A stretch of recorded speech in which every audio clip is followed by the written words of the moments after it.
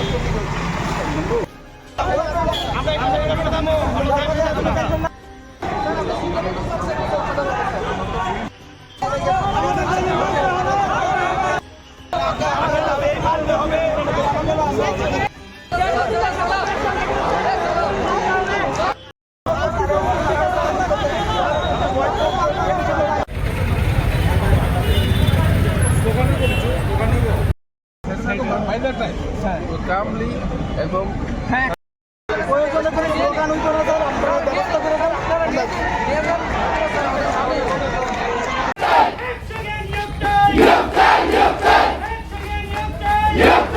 যে আমাদের director sir আমাদেরকে যেটা বললেন যে ওই গতদিন বলেছেন যে আমাদের কিছু সংখ্যক নিয়োগ করা হবে, কিন্তু আজকে সেই কথার সঙ্গে কোনো মিল পাচ্ছি না। উনি বলছেন নাকি আমাদের যতজন মানে ক্যান্ডিডেট আমরা পাস করেছি ওই লিস্ট নাকি এখনও এলিমেন্টারি দপ্তর পৌঁছায়নি। আমার প্রশ্ন হলো, যদি এলিমেন্টারি দপ্তরে এটা না পৌঁছে থাকে তাহলে ডাইরেক্টর স্যার ওই দিন আমাদেরকে কিভাবে বলেছেন যে কিছু সংখ্যক নিয়োগ করবে? উনি তো জানেনই না, ওনার কাছে তো লিস্টই নেই, তাহলে কি করে বলেছিল?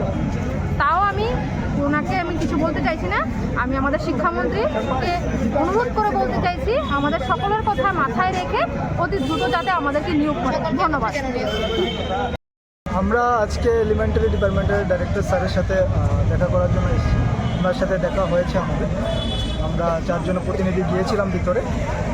তো স্যারের সাথে যা কথোপকথন হলো আমাদের, 23 তারিখের যে কথোপকথন ছিল আর আজকের 29 তারিখে যে কথোপকথন থেকে বেরিয়ে আসলো, টোটালি ডিফারেন্ট কথা। সেদিন বলা হয়েছিল যে আমাদেরকে কিছু সংখ্যক নিয়োগ করা হবে, আজ বলা হচ্ছে যে টিআরবিটি থেকে আমরা যারা পাস করেছি 1856 জন, সেই লিস্টই ওনারা পায়নি।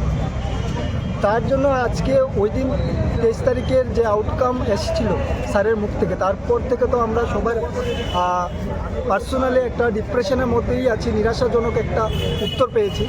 তো আজকের যে প্রতি উত্তর পেলাম সেটা তার থেকে বড় নিরাশাজনক, তার থেকে বড় হতাশাজনক। এই কারণে আমরা এখন নিরাশা হয়ে চিন্তাধারা করছি যে এই প্রসেসটুকে দ্রুত করার জন্য এবং সকলের স্বার্থে, যাতে যারা ওভারেজ রয়েছে আর কিছুদিন বাদে ওভারেজ হয়ে যাবেন, তাদের সকলের কথা মাথায় চিন্তা করে একসাথে যাতে নিয়োগ হয়, সেই প্রক্রিয়াটাকে দ্রুত করার জন্য আমরা মাননীয় শিক্ষামন্ত্রী প্রফেসর ডক্টর মানিক সাহেব বাসভবনের সামনে আমরা যাচ্ছি, মিলিত হচ্ছি। বা দেখা যাক উনি আমাদেরকে সেই সময়টুকু দেবেন কিনা। আমরা তিনবার অ্যাপয়েন্টমেন্টের জন্য জমা দিয়েছি, তো অ্যাপয়েন্টমেন্টের এখনও কোনো সদুত্তর আমরা পাইনি। তো আজকে আমরা যারা নিরাশা হয়ে আমরা ক্যান্ডিডেটরা আছি, আমরা সবাই মিলিত হয়ে শিক্ষামন্ত্রী তথা প্রফেসর ডক্টর মানিক সাহা স্যারের বাসভবনের সামনে এগিয়ে যাচ্ছি। ধন্যবাদ। নমস্কার, আমরা আজকে এখানে সমস্ত টেট কোয়ালিফাইড, টেট 1 এবং টেট 2 কোয়ালিফাইড ক্যান্ডিডেটরা এখানে একত্রিত হয়েছি।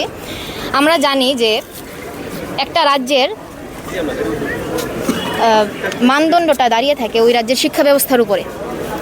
এখন বর্তমানে দেখা যাচ্ছে ত্রিপুরা রাজ্যের প্রায় 500+ স্কুলের মধ্যে 1জন বা 2জন শিক্ষক করে তারা ক্লাস 1 থেকে ক্লাস 8 পর্যন্ত শিক্ষা ব্যবস্থা চালাচ্ছে। একটা শিক্ষকের দ্বারা এটা কোনোদিনই সম্ভব না যে ক্লাস 1 থেকে ক্লাস 8 পর্যন্ত শিক্ষা ব্যবস্থাটাকে একসঙ্গে চালিয়ে নিয়ে যাওয়া। আমার সঙ্গের ভাই বোনেরা তো বললই, আমার বেশি কিছু বক্তব্য না, আমার এতটুকু বক্তব্য বা সিএম স্যার বলুন, মানে আমাদের শিক্ষামন্ত্রী স্যারের কাছে আমাদের বিনম্র প্রার্থনা এটাই যেন যে জায়গাতে 2703টি খালি পোস্ট বা শূন্য পদের সংখ্যা রয়েছে টেট 2-তে আর টেট 1-এ 1662টি, সেইখানে যেন আমাদের টেট 1 টেট 2 মিলিয়ে 2000-এও না পরীক্ষার্থী যারা আমরা কোয়ালিফাইড ক্যান্ডিডেট আমাদের সংখ্যা। আমাদের বিনম্র প্রার্থনা আমাদের মাননীয় শিক্ষামন্ত্রী স্যারের কাছে যেন আমাদের অতি সত্বর একত্রে নিয়োগ দেওয়া হয়, এটা আমাদের স্যারের কাছে আবেদন বা প্রার্থনা। আমরা উত্তর পেয়েছিলাম এটাই যে কিছু সংখ্যক জানুয়ারি কিংবা ফেব্রুয়ারি মাসে নিয়োগ করা হবে। আজকে আমাদের প্রশ্ন বলছে না, এই সাহসটা আমরা করতে পারি না, আমাদের প্রার্থনাই বলছি।